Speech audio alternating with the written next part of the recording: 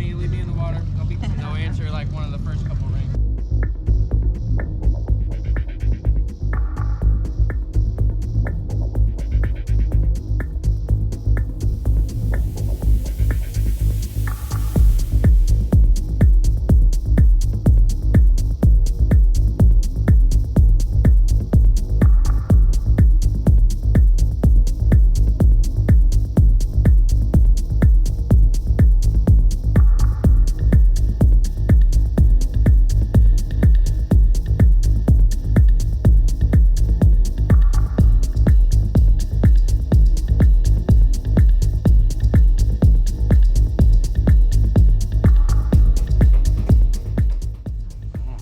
Cool.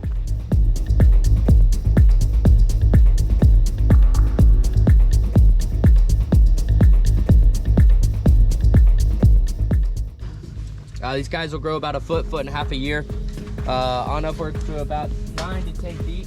The females, they'll then stop growing. The males will continue to grow, but at a much. There's no key ID features to tell the difference apart between the males and the females. Really, the only thing other than 10 feet in the greater is going to be a male. 10 feet and smaller around babies, definitely going to be a female. Males, they come do their deed and they bounce out. They don't stick around whatsoever. If you do have a male gator around babies, he's only there for one reason. He's trying to eat them.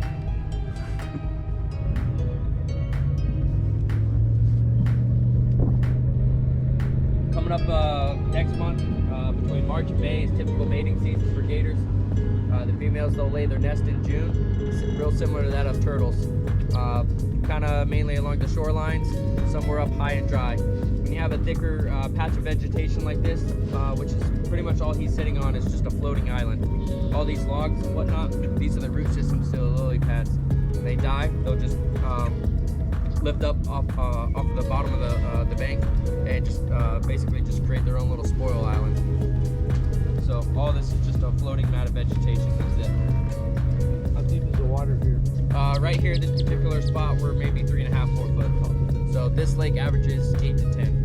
It's a fairly shallow lake. So anytime you see lily pads, you're less than 6, 7 foot of water. They won't grow any deeper than that. So guys, we're sitting on West Lake Tohopeka-Galiga. It's the 3rd largest lake here in the state of Florida. It's just shy of 24,000 acres. Also home to some of the best largemouth bass fishing in the country. We just had the Bassmasters Elite Series 2 weekends ago, and the BFL with the Phoenix Series was last weekend.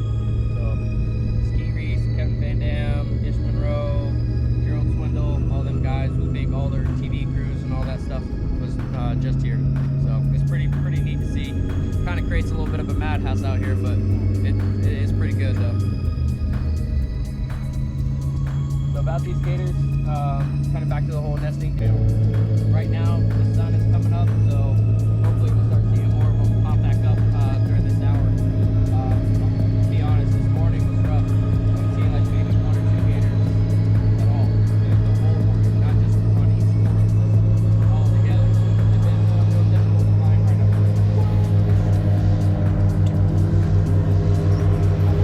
So when it's colder out, the sun is shining, we're going to be sitting on top of these mats, like I said, trying to gain as much warmth from the sun as possible. They do get a little bit more active during the nightfall, but during the daytime, it's pretty much it right here. Pretty lethargic. Don't mistake that for being slow though. You guys can get to 20, 25 miles an hour. So if you ever hear the term, running in a zigzag pattern, just walk in pairs, trip your friend. It's much easier.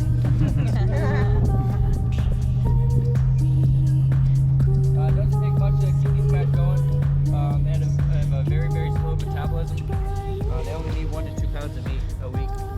So during extreme conditions, much larger mature alligators, they can actually go almost 2 years without eating. So right now, like I said, they're sitting up here on these mud flats, trying to gain as much warmth as possible. During the summertime, exact opposite. They're going to be out there in the middle of the lake, sucked up to the bottom, trying to search for that colder water column, trying to cool off. These guys can hold their breath for 24 hours. They can slow the heart rates down to 1 to 2 beats per minute.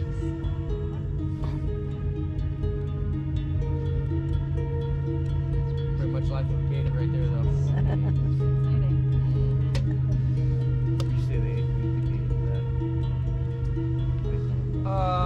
So a couple different things you're gonna look for: colorations and the size of them. So one, they grow, you know, about a foot and a half a year, up until about that 9 or 10 foot mark.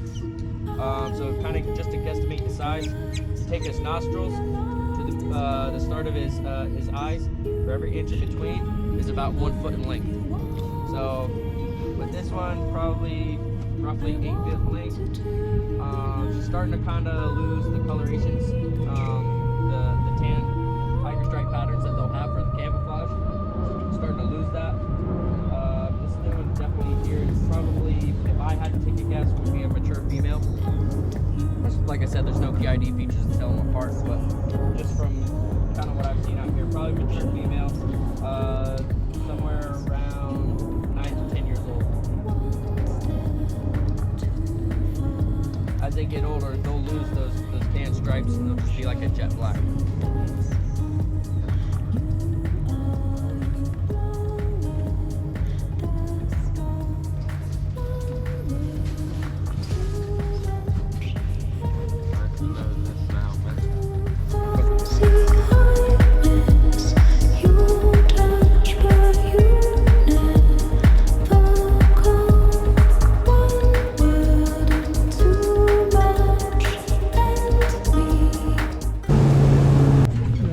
That right there is a water-banded snake. That one in particular is non-venomous, but there is one that looks almost identical to it, and if you don't know the difference, I don't advise you to...